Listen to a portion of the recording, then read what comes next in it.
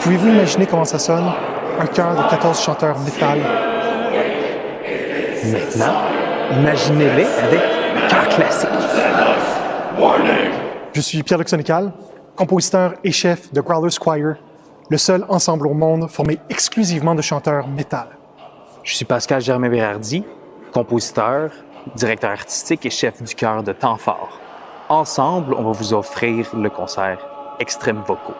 Le concert Extrêmes vocaux, ce sera une première dans l'histoire de la musique. 24 chanteurs classiques et 14 chanteurs de métal qui uniront leurs voix pour un concert inédit. 38 choristes rassemblés à l'intérieur de l'église du Très-Saint-Nom-de-Jésus pour un grand concert qui sera diffusé sur le web à l'été 2021. Depuis le mois de janvier, Pascal et moi, on travaille à la composition d'un répertoire inédit.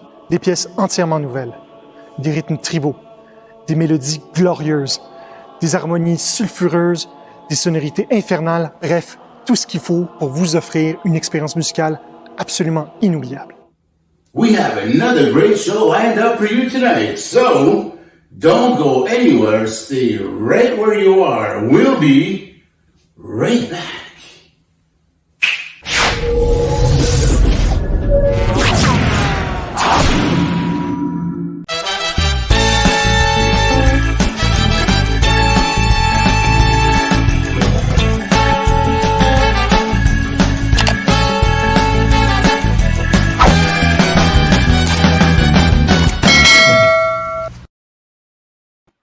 Good evening, ladies and gentlemen, and welcome to Rob's Inner Circle, broadcasting live on my personal Facebook page, on the Bobby Short Shorts YouTube channel, and on the Rob's Inner Circle Twitch account.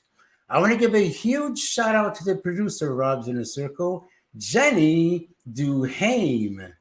And another shout out to the podcast techie here in Rob's Inner Circle, Patty Saragosa. We want to remind you that the Daily Struggles sitcom web series is up and running on the Roku streaming service. And for those of you who don't have Roku, you can easily get it. You can get the stick, the Roku stick, on Amazon for as little as $30. For those of you who prefer going on your smart devices, it's not a problem at all. You can download for free the Roku app and you can watch Daily Struggles on there. We want to remind you that our merch store is up and running, and you can get all of our collectible items pertaining to Rob's Inner Circle.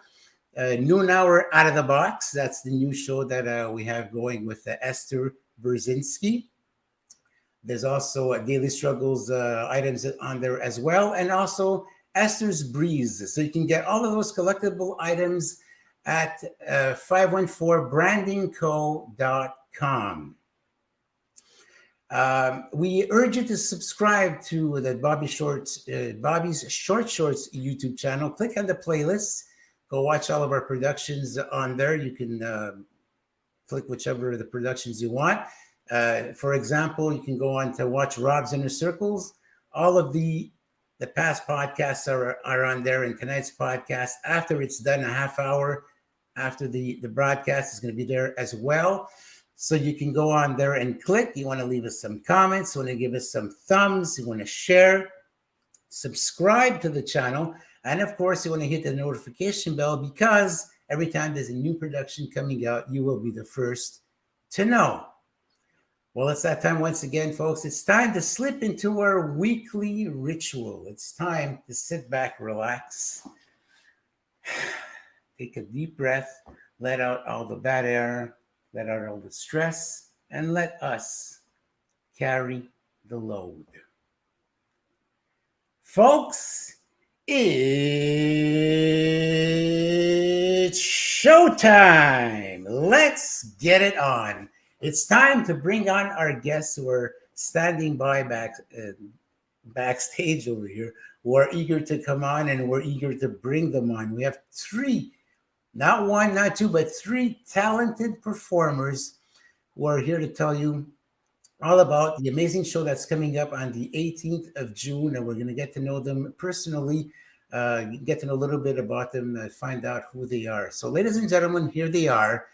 Pierre-Luc Sonical, Pascal Germain-Bérardi, and Jeff Mott. Hey, guys. Welcome to Rob's Inner Circle. Such a pleasure to have you all. How's everybody? Feeling good. Great. Okay. Yeah, for a second we were having some audio technical difficulties over there. Glad that's all resolved. So tell us, there's something pretty big coming up on the 18th of June. What's going on exactly? Well, we're actually doing a concert that is regrouping a classical choir with classical singers with a Growlers Choir, which is a choir made of growlers from all the metal scene from Montreal. So a couple of people, we gathered up singers from the underground metal scene in Montreal, and we've made up a choir with them, and now we're doing a concert with Growlers Choir and classical choir. Just before we came on the air, Pierre-Luc was telling us that the concert is sold out. Pierre-Luc, tell us what happened. How did you sell out so fast? Well, because the show we're proposing is absolutely amazing. That's the reason why. Well, it's simple. It's the first in history. For the first time in history, we're going to have two completely different kind of singers, which is metal vocalists and classically trained singers. So this is the first in the history of history of humankind. And Pascal and I, we actually decided to collaborate together by bringing both our choirs together. So I'm the founder of Growlers Choir, which is the first choir of its kind. It's the first Growlers Choir in the world. And he decided to collaborate with us with his own choir, which is classically trained. And Jeff today with us is one of the Growlers. And there'd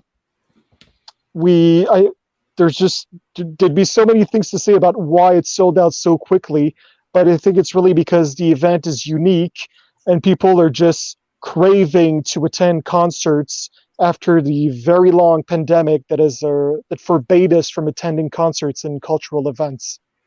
So when we're seeing sold out there, because we have our restrictions and we have so many people that are allowed in venues, that would mean how much tickets sold? Currently, we sold bubbles, which means that we sold a total of 70 bubbles, which is equivalent of 110 attendees, 110 paying concert goers, and in conjunction with all the crew and musicians that we're bringing in the venue, it's a total of 170 participants for the whole evening. So 170 people who will be present in the church we're doing the concert in on June 18th. It's in a church, okay. Is there also part of that concert that's going to be like broadcast? I'll give you an example that there's going to be people present, but have you sold tickets that people can watch the show virtually as well? Yes, absolutely.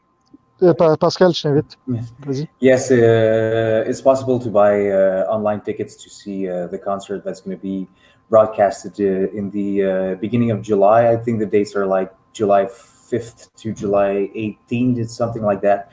You can find tickets on thepointofsale.com. If you look up for Vocal Extremes, you'll find it rather easily. Okay, so Jeff hasn't had a chance to say something yet. By the way, Jeff is going to be keeping us updated with the score. He's our correspondent. Montreal Canadiens and the Toronto Maple Leafs playing Game 7 tonight. The game is going on right now, Jeff. Is that right? Yeah, exactly. It's still no score and beginning of the second period there. Okay, so if you folks see Jeff all of a sudden jerking and the beer is going out like all over the place, it's because Montreal scored. All right. So Jeff, I keep my beer on the ground just for safekeeping. Tell you, you're going to be one of the performers on the 18th. Is that right, Jeff? Yeah, of course. I've been one of the lucky few to be part of this whole experience since the start, and I think on the 18th it's going to be our most accomplished evening, I think. Yeah. Okay, so how did this whole concept, the whole idea of bringing this whole show, how did that come about? Whose idea was this? I think it's one of those two.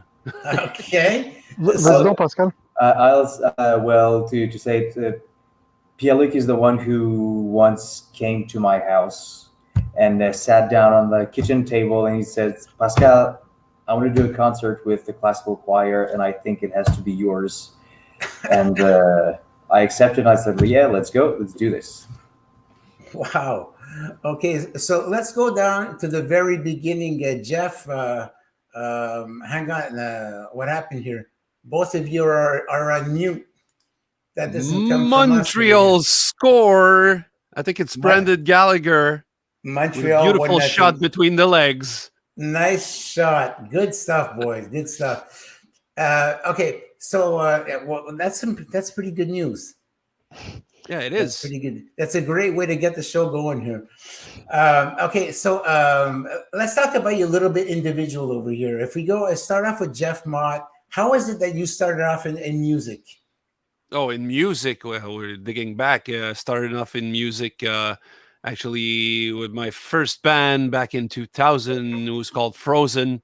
I answered to an ad I saw in.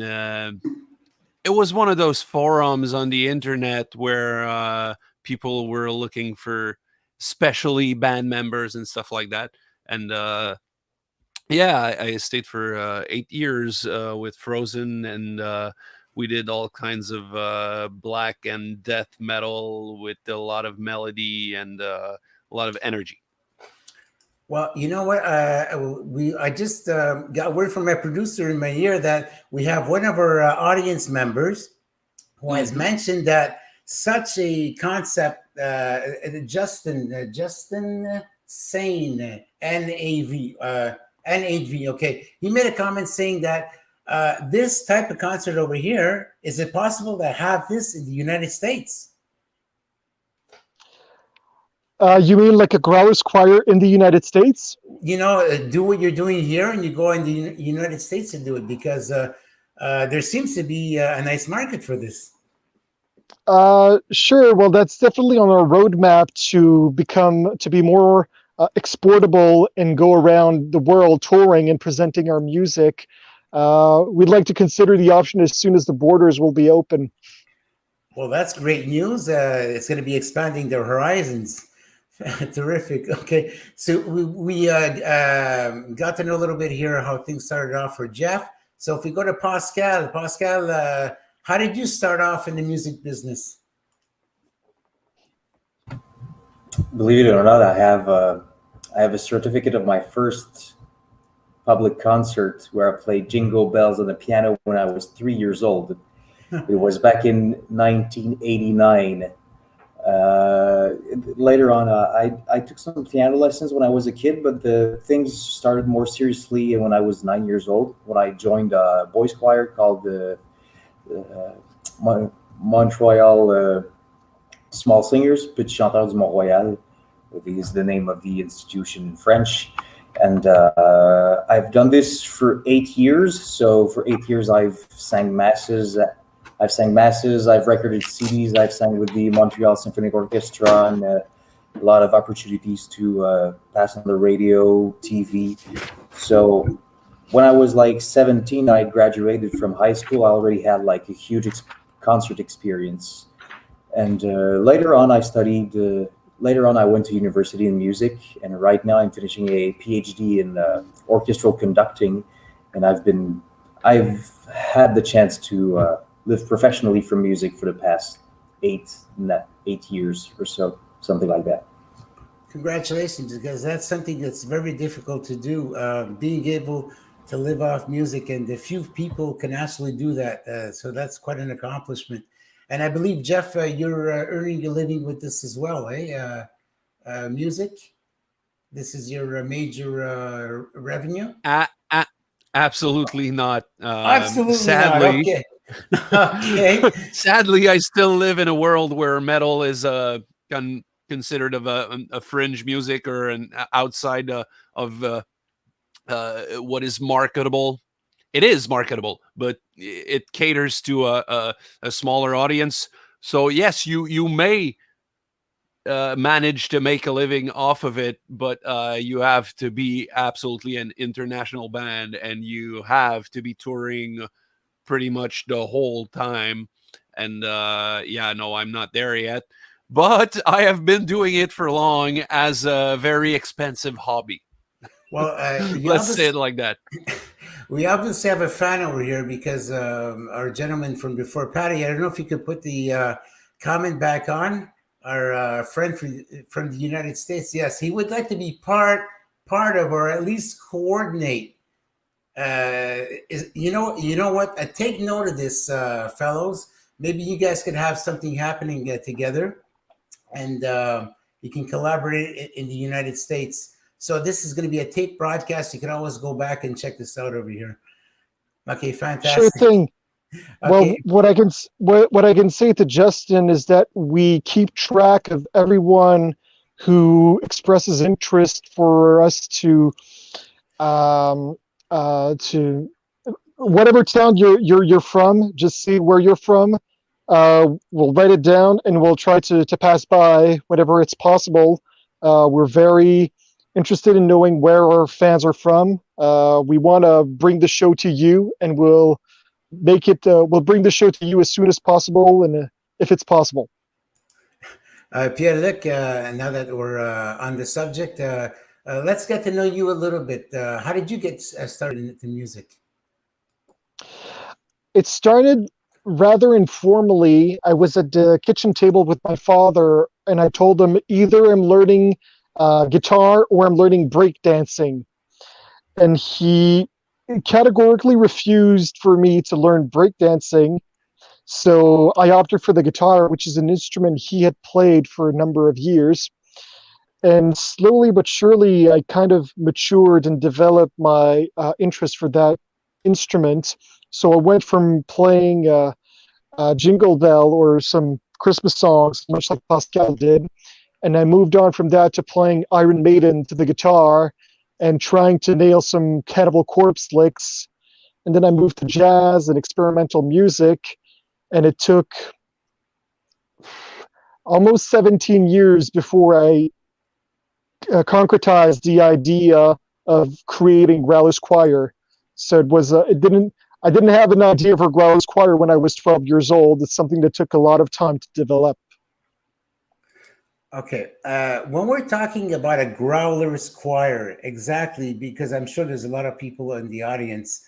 And by the way, folks, if you have any questions, don't be shy. Our guest's going to be more than happy to answer. When we're talking about growlers, what is it exactly that is going on when someone is growling? Well, actually, it's a kind of singing which is more percussive than melodic, and it rather than using more your vocal cords, you're using your whole apparatus to vibrate, and the vocal cords will just dictate your pitch because there's not really notes you can do. You can try and sing, but it just sounds like a harsh, clean vocal, whereas growling, it really comes deeper, and you push it out of your tummy, basically. Okay, and the technique to that is very unique because my understanding is that if you don't do this right, you could blow your vocal cords right out. Yeah, absolutely. A lot of people get hurt because they try to do the more extreme stuff right away, and you can't do that. And there's a difference between growling and screaming, and a lot of people confuse both. Okay, so we're talking about death metal. Death metal, automatically, the moment you say death metal, you bring that in, people have this automatic connotation to satanic, dark music. Does anyone want to explain the whole aspect of death metal and what it is that it means exactly? Well, what I think it originates from is, at its core, when the metal when the first metal bands came out from the blues or the rock, when we saw like the first bands like Black Sabbath or Judas Priest arrive, their goal was to take. We'll get to that, Esther. The goal was to take like the blues and the rock from that era and to push it farther, to make it more extreme, to make it more harsh, to make it more gritty, and like a whole generation later, when hearing Black Sabbath or Judas Priest was not gritty anymore, was not dark anymore, we had to go farther, and this is where more extreme matters started appearing, and when we started to see more rough bands like Venom or like Napalm Death, and a little later like Slayer, Cannibal Corpse came around. So it was always like a quest to try to find something that is more harsh, more intense, and I think this is what brought us from the point of like Black Sabbath up to bands like Beneath the Massacre and stuff like that. So my understanding is that each of you have an influential. You got your influence. Your background is heavy metal. So which bands? Obviously, there's Judas Priest in there. There's Iron Maiden. Which other bands for you? Let's go to Pierre-Luc. Which bands were your influence in heavy metal music?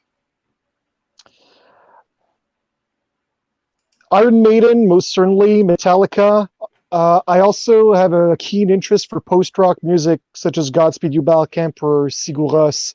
A keen interest for the classical music of Ligeti, of electroacoustic composers such as Åke Parmerud. I mean, I take inspiration from so many different kinds of music, ranging from Cannibal Corpse to Freddie Hubbard, which is a jazz trumpetist.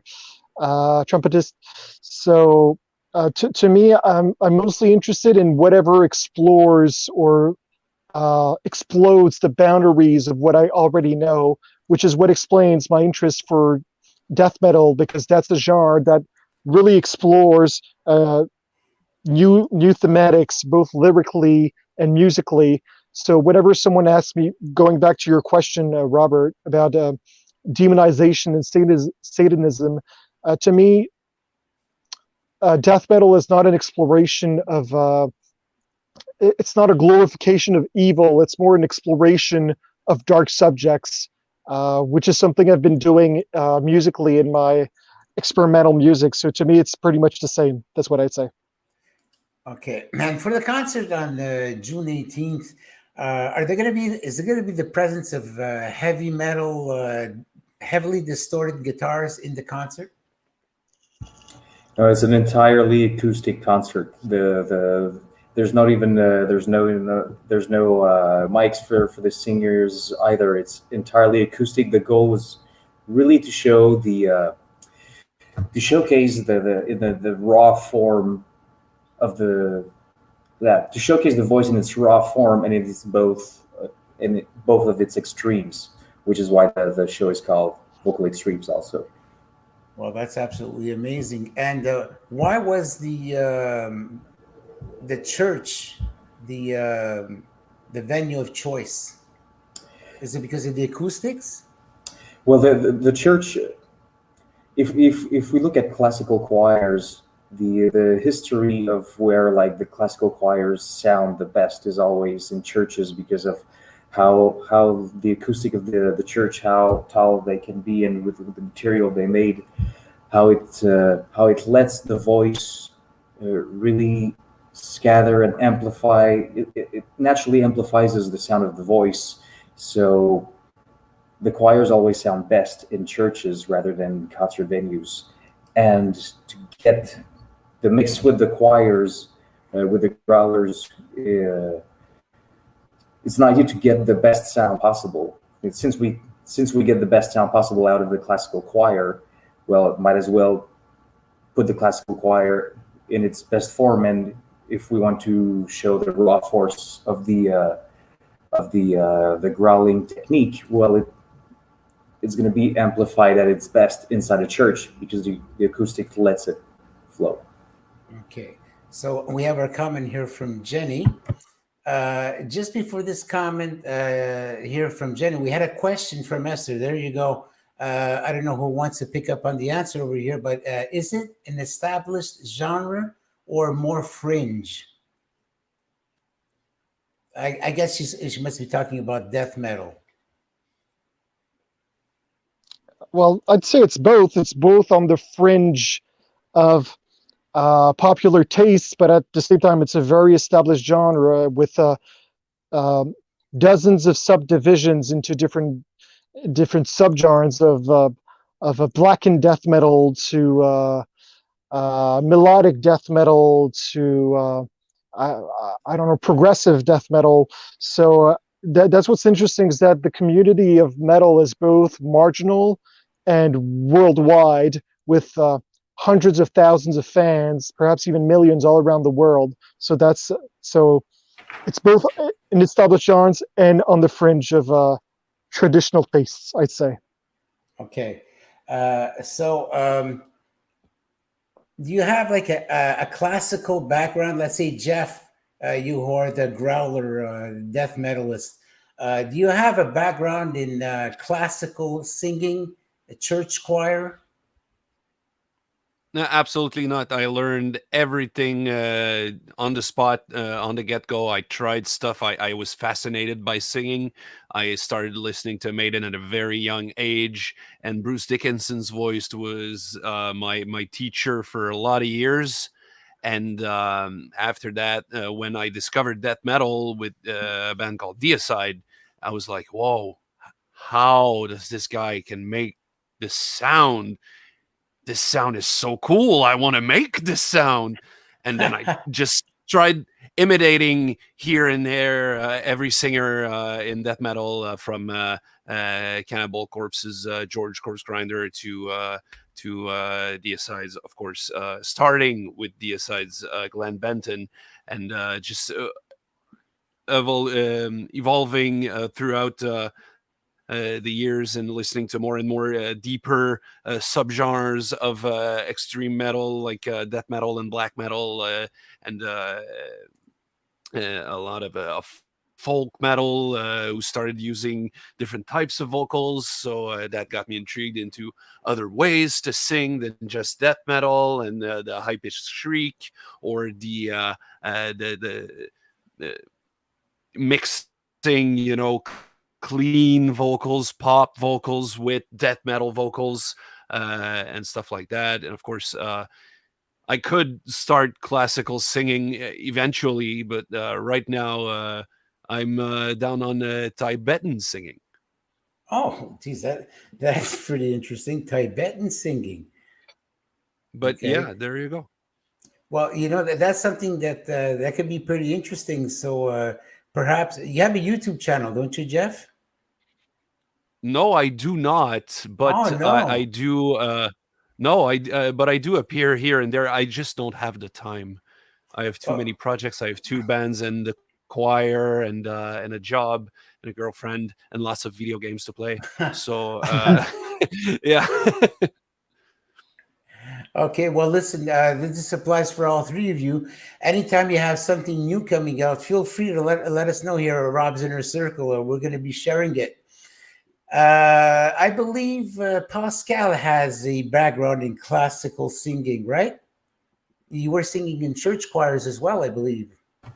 Yes, well, I mentioned it earlier that I did from 9 years old to 17. I did school boys choir there, and I learned solfege. I learned some theory, and I mostly sang concerts and masses there. So big experience there. And later on, when I studied music in university, I did a bachelor in classical singing.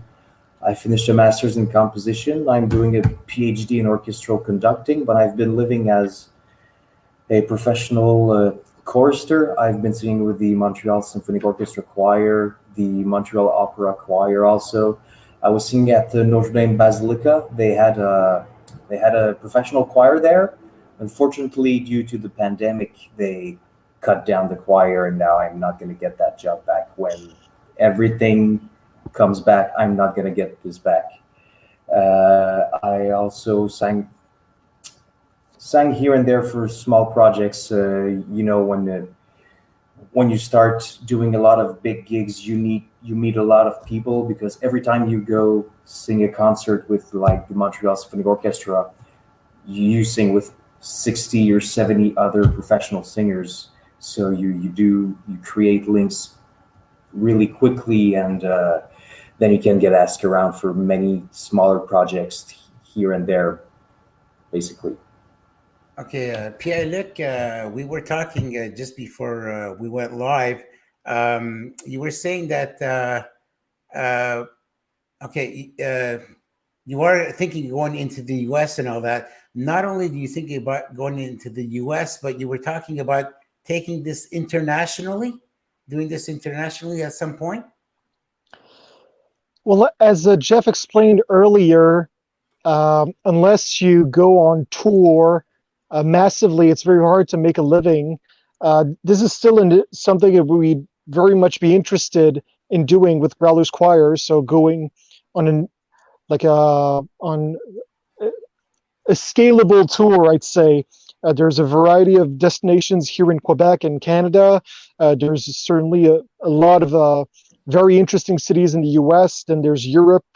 So this is something that we're, I'd say, considering in a scope of maybe 3 to 5 years before we go international. In the meantime, we can still occupy nice online presence, which is also something we've been trying to develop. And it's also something we want to do with the show on June 18th. You asked earlier if the show was going to be broadcasted. And as Pascal said, it will be. We are doing a high definition recording, both audio and video of the concert of the June 18th. And that will be available. You can purchase access on our Kickstarter. If you go on facebook.com/Growlers Choir, you'll see a Kickstarter, and the campaign is still running on. So if you're interested, go ahead and buy yourself a ticket. I think it's $20 or $25, and you'll be able to see what it sounds. How does it sound to have a Growlers Choir growl in the church? That is a most unique concept, and nobody has ever thought of that. Or maybe some did. I'm almost sure the idea for a Growlers Choir is belongs to like a kind of like mythological idea of metal, or people in metal certainly had the idea of founding a Growlers Choir, but there doesn't seem to be any instance or any proof that it ever existed. So I'm not sure I had the idea, but I guess it's safe to say I'm the first to do it. Wow, that's amazing. Congratulations. And what's going to be happening on June 18th is going to be history in the making. Absolutely. Although I'd say, I'm saying but I think it's really a common effort between me, Pascal here present, and every single musician that took part in the adventure. I could not have done it without Pascal. We've been really the two of us together in this adventure. So it's really a team effort. I could not have brought 170 people in a single place all by myself. So it's really a team effort. I need to insist on that.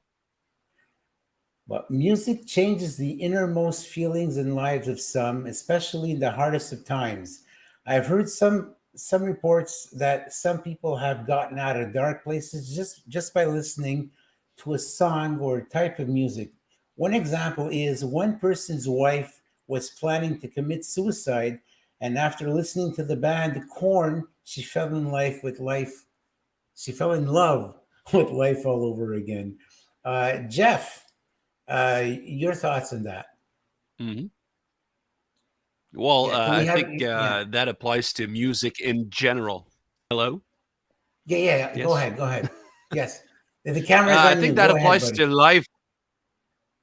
I think that applies to life in general, to music in general, because, music in itself, we have a saying in French, la musique adoucit les mœurs. Music in itself is a healing force. It helps a lot of people through different kinds of of pain, and I just saw it's 2-0 for Montreal, and that heals a lot too. Yeah.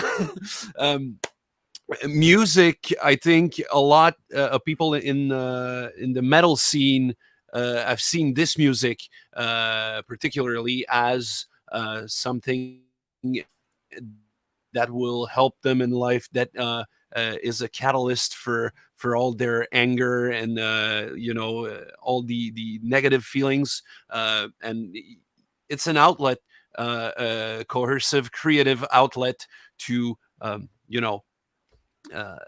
to exude all of this this bad energy and these bad feelings, and you can just get on with life. And metal is just that. It's violence, but controlled. For those who are not watching the hockey game and who are tuned on to her show, I'm sure you must have made many people happy with the announcement you made, Jeff. And I'm one of them. 2-0 Montreal. That's amazing. Thanks to Esther, by the way. Yes, a lot of people have told me that I have a radio voice. I should do radio. Now, there you go. And you have some new seconds to comment. Jenny says he totally does. Tell us, Jeff, thanks. where do you get the inspiration to write your music? Oh, well, I don't write music. I write lyrics. Okay, lyrics, right. I'm usually with exceptional songwriters in my bands, Hollow and Hands of Despair, and in the hands of Pierre-Luc and Pascal for the Growlers Choir. But I will write lyrics about just anything that is a bit what I'm seeking in music, and that is escape. I like stories. I like philosophies. I like to tell horror tales a lot, and I love the fantastic too, and the fantasy element. So I include a lot of that in my writing. Okay. Have you done any voiceover work? Example, since you're a growler, have you been asked to do some voices for video games? Jeff? Well, along with a few of our colleagues, Sébastien and Corinne Cardinal, Sébastien Croteau, who were or are part of the Growlers Choir, we founded La Fabrique de Monstres, we've been working as monster personifiers, sound-wise, of course, in the video game industry here and there. Like most recently, we did a game called Shadow of the Tomb Raider with Eidos Montreal. We've done work, some of us have worked on Far Cry games, on Resident Evil games, stuff like that, Okay. So yeah, I've been lucky enough to be part of that too. Fantastic. Pierre-Luc and Pascal, is there any possibilities that, you're organizing a choir with a death metal? Is there any possibility that you might incorporate a third element into a future show? That's a very good question. We certainly have tons of ideas to that extent. Personally, I don't want to talk about them right now because it's still we're still speaking to a number of partners. But I'd say that there certainly are a lot of ideas and interests to bring more elements to the show and do a variety of very eclectic and mind-blowing musical setup for shows. So I can't say any more, but it's certainly we're certainly thinking about it. Okay. I'll simply say. It's the first Growlers Choir in the world, so everything that the Growlers Choir is going to do is going to be the first to do it as is. So whatever the project is going to be unique or a first. So the possibilities are just endless. Mm-hmm. There's everything to be done. Okay, terrific. I have a couple of pictures over here. Maybe we can discuss these pictures. Only 3 pictures. Here we see Pierre-Luc. What's going on over here, Pierre-Luc? So this was our first show in May 2019. This was the sound check before our first show ever. This is the evening where we performed for the first time The Day King, which is kind of our flagship composition. So in December 2018, I assembled with the first Growlers Choir ever, and we embarked on a composition frenzy that lasted for 3 or 4 months. And at the end of the frenzy, we had a piece, The Day King, which was this kind of like 20 minutes long, dark, ambient, atmospheric mammoth of sound. And we presented that that evening where the picture was taken. So you see me manipulating my computer. You see Fortner Anderson, which is the writer to the piece, and he was also the spokesman. So he said the piece. He's an essential sonic and musical component of that piece. And in the left, you see a few of the growlers of the midsection. Basically, the choir is divided in 3 sections: the low, the mid, and the high, which is a bit the equivalent of having the sopranos, the tenor, and the bass section in a choir. We just separated them according to the timbre of their pitch. So you can even see Jeff is 1 or 2 person to the left of Fortner. Okay, is that Fortner Anderson we see there? Yeah, exactly, Fortner Anderson. Fortner Anderson, and who is he to the show?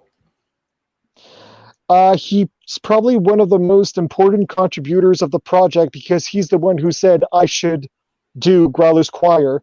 I was really interested in his work and poems a number of years ago. And when I finally got to meet him, I offered him a variety of projects to collaborate on. And the only one he was sincerely interested in was the Growlers Choir. So he's the one who said, well, I'm willing to do it if you're willing to. And he sent me the poem, the text actually, to The Day King. And that was really the basis of the work I started.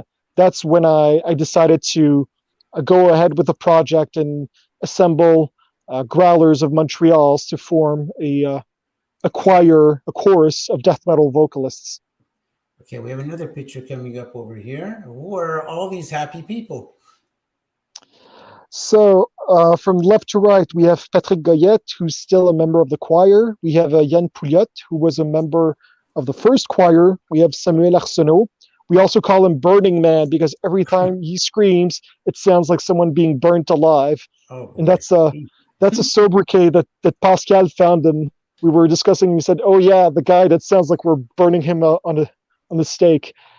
Then we have to my right, well, that's me. To my right, we have Misha Stanjovsky. He's a growler in the low section. To his left, we have Philippe Langelier, another low singers. He's Tibetan monk singing is probably the best in the ensemble. It's really brutal. We have a variety of girls who are all death metal vocalists. We have Marie-Claude, Marie-Hélène, Roxana, who's still a member of the choir. She's 5 feet tall, but she's absolutely fierce. We have Corinne Cardinal right behind her. She's a colleague of Jeff Mott at La Fabrique de Monstres, and she's also a member of Growlers Choir still. And that goes on. We have Jeff, we have David, who's still there.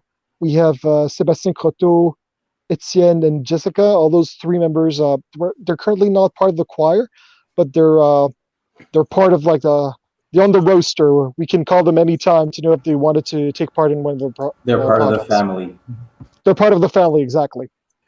Pascal, you did an opera, interestingly enough, on the Second World War. What was that all about? Can you explain that to us? It was actually the First World War. But yeah, it's Well, actually, I was just a mere simple chorister in the production, but that was back in 2015 when Montreal Opera was making the opera called Silent Night, which is the night in history when the Christmas night during the First World War, when the French, the Germans, and the English declared a truce. truce. They truce and they played soccer during the day. And when they got back to their respective country, they all got penalized for it. And it was really, really intense experience. It was really like fun because often in operas you're doing like mythological tales or ancient tales, and to be able to do something that has the same like weight of the same kind of emotional depth, emotional weight, but something that was much closer to today. This already felt special for an opera because opera always seems like this archaic art form from another century, and it was really fun for. There was a lot of contemporary music inside of it, so a lot of like big clusters when the orchestra was like which doesn't sound like classical music at all, but it fits really well, like the battles or the struggles, and there's a whole scene of warfare that we did. There's a choreographer that came, and for each of we were like 40 men to be the choir, and we were all in 3 factions, so we all had like different costumes to represent the Germans, the French, the English, and there's a war scene that lasts for like 5-7 minutes, when every single chorister had a whole pattern to follow and a number of people to kill or to get shot or to crawl. And I remember myself, I killed three people during my whole parkour. And it was really a lot of fun, really great music, and there's some snow effects. It was a really great experience. You can find a snippet on YouTube if you look for Silent Night Opera, and Kevin Putz is the composer, and you can see like a trailer for the opera, and it looks really, really good. So back to Jeff. Jeff, you have any updates for us in terms of the scores? It's still 2-0? 2-0 in between the second and third period, but we will start the third period with a very bizarre power play for the Leafs. Okay, all right, okay. Anyways, let's hope for the best. It does smell like Choke Nation Toronto. Not too fast. Jeff, you're also an actor and a voice actor. Tell us a little bit of some of the work you've done in that aspect. Well, as I said a bit earlier, I worked on various games here and there, especially, as I said, Shadow of the Tomb Raider. It was probably my biggest and our biggest as a group at the Monster Factory. Our biggest game we've ever worked on, and we have tons of projects to come, of which I am not in the liberty of speaking too much of, but things are looking up. Things are contracts are coming in. Still this week we had 3 members who went into studio to work on something. Again, we're not at the liberty of speaking. In this world, the NDAs are the non-disclosure agreements are a lot, and they pretty much rule everything we can say or are not at liberty to say. But yeah, I've worked on a lot of various monsters and feels and everything, and it's really taken me into an acting kind of sideline, but I'm still working on that. Of course, my one true love stays and will always stay music, But yeah, that's one of my fantasies I had since I was young. Like seeing my name at the end of a credit roll of a game I've just played and finished. But I So meant to yeah, that's say, pretty cool. what I meant to say at the same time is, have you done any acting on television or in Oh, film?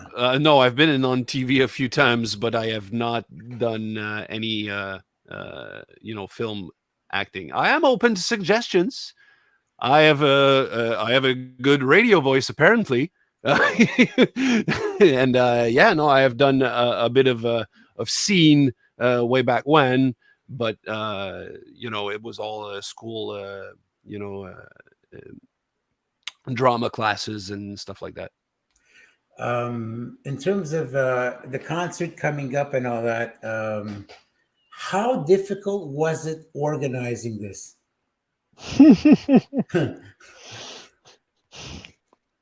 A lot of doodles, a lot of calling on everyone's, availability first. But these two guys can tell you more. Okay, go ahead. Well, let's say you play a video game and you have to solve a riddle to get through a door and then to go to the next stage. And let's say that for this project there was like 100 doors, and let's say that because of the pandemic, imagine like the pandemic is like a bug that makes you have to go through the same door with the same riddle 35, 50, 60, 70 times constantly. So there's like a bit of a test patience there. But I think the biggest point was that we were sure that we wanted to make this. We were sure and we were determined to make this concert happen. So this gave us the energy to go through every obstacle in the way. Wow. So what's next? You have this concert going post-COVID. Do you have any other shows coming up during 2021? We have projects for it. A bit like Jeff said, I'm not in the liberty of discussing them, but I'm working tirelessly and full time to develop new ideas, new projects for the Growlers Choir. So it's just a question of time. Stay put. You can always contact us at contact@growlerschoir.com. You can contact us on Facebook. We're very prompt in replying. So that's what I'll say for now. Well, folks, this has been an absolutely amazing show. The time just flew right by. Thank you so much for dropping by and being on our show tonight. And we wish you the best of luck on the 18th of June. You're completely sold out. Congratulations, and hope it's going to be a magnificent evening. Well, there are still places where you can watch the show, since we'll have it filmed and we're sold out. That means that we will be we'll have an available link for you to purchase to watch the show from your own home if you like. So those people in the US wanted to see us. This is still this is still something you can do and will absolutely be able to now that we are sold out. Absolutely. Yeah, you have to check out either our Kickstarter if you want to encourage us, and there's a couple of perks that you can get, like a Growlers Choir t-shirt, or you can get a classical singing lesson, a growling lesson. Some little perks if you want to encourage us. If you simply want a simple ticket, you can go on thepointofsale.com and search for Vocal Extremes, and you can get a simple ticket to watch the show online. Either way, it's going to be great. Pierre-Luc, Pascal, Jeff, thank you so much for coming on our show. Please stay where you are. We're going to be signing out, and we're going to have our meet and greet at the end of the show with the producer and the podcast techie. So yeah, of course. Thank you guys so much. We'll be coming right back to you. Thanks. Ladies and gentlemen, there you have it. That was the the trio that's going to be participating in the June 18th concert that's going to be happening at a local church here in Montreal. Stay tuned next week. We're going to have the author, Kathy Mulroy, who was the first woman to work as a laborer in one of the world's mining giants since the war years. She will talk to us about the memoir titled My View from the Black Rocks. Ladies and gentlemen, thank you so much for tuning in to what was an absolutely exciting show. And tune in next week, same time, same place, same reason. Thank you so much. Good night, everybody.